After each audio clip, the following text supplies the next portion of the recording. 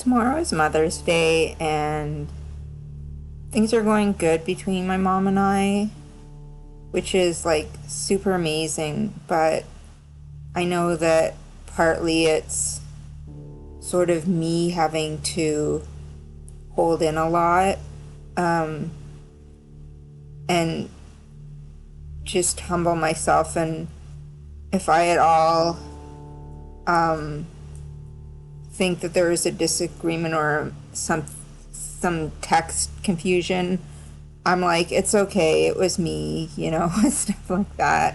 Um, so the thing that I've been thinking of, as far as like flashbacks go, that's really difficult, like, is the way she had kind of a big bungalow. Like, it was deep and it was a couple of floors, and they built on an addition. And when she was like looking for my stepdad, he was like 82, he was getting dementia and that sort of thing, and cancer.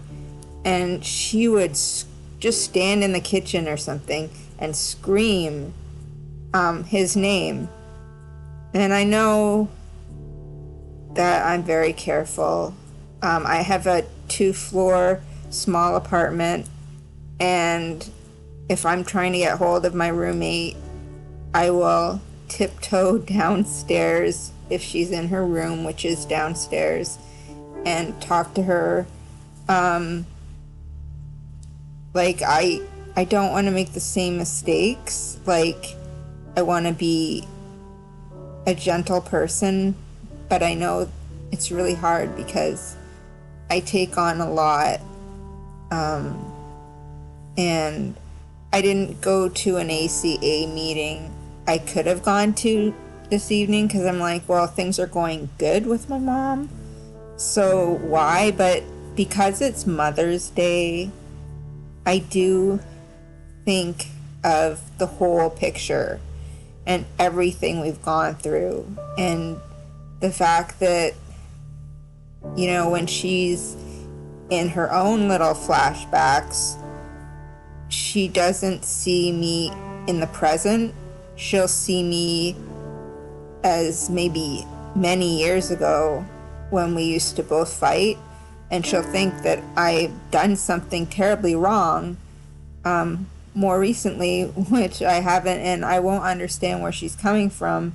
And then she'll be all mixed up and say, oh, it was you, and tell all my friends and this and that.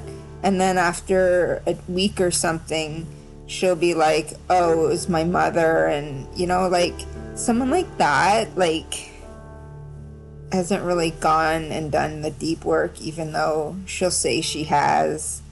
But I think there's a lot of different therapies out there, and she has a lot of like black and white thinking, which, there's nothing humble in that. It's just, yeah. So I am so grateful that my mom has helped me a lot. Like, I know I think it's called trauma bonding. Her helping me because she has a lot more money. Like, all that she went through, she could still work and marry people with money, and and so, and she shares that with me and my late brother's kid, who is now 11. And it's not like she doesn't share, like, she's not a nice person. It's just that it's really hard. I can't be close to someone who's that troubled. And it hurts a lot because, I don't know, I've had a lot of issues, like love addiction. It's not really an issue right now, but like, have to like sort of get lost in something, even if it's television or social media. I don't have cable, by the way, but like Prime. I love Prime because it's so cheap, but I haven't actually bought anything extra. But I have to sort of hide my feelings sometimes, but you know, like I'm sober and stuff like that, but there's always like imperfections, and I do meditate, but I know that today I've been struggling. I meditated a couple of times for 5 minutes, and I did my little 5 or 7 minute workout, and I still feel like I'm viciously angry, and part of that is because I'm having issues with the provider who's giving insurance for my therapist, and I don't like having issues. I have Pet Secure, and I never had issues with them. I don't know why people have to give you hell. It's stupid things like listing all the things that are on the invoice. Well, it's already been listed on the invoice. Why do we have to list it again? And I've had these same providers for therapy because I'm a dependent of my mom for like, I don't know, what is it? I'm 48, 30 years? I don't know. I'm not good with math, but why are people like bothering me, and why does it bother me so much? I don't know. Anyway. Honey? Yeah, you.